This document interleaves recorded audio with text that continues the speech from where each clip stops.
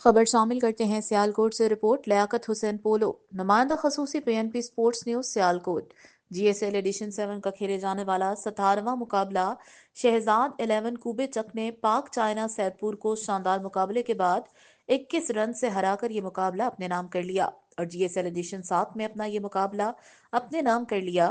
पहले बल्लेबाजी करते हुए शहजाद 11 ने 180 रन का शानदार हदफ सेट किया, जिसमें कप्तान शहजाद मलिक की जानिब से शानदार बल्लेबाजी रही।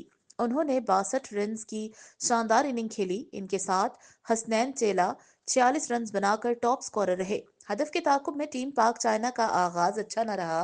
आफाक के जल्द आउट होने पर टीम का बैलेंस कुछ खास नजर न आया।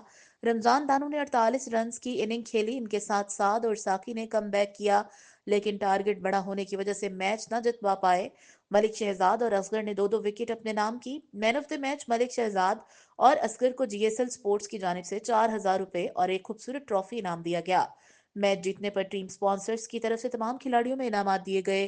पहली जीत हासिल करने पर शहजाद 11 कूबे चक को दिल से मुबारकबाद पेश करते हैं media partner PNP news sports Sialkot.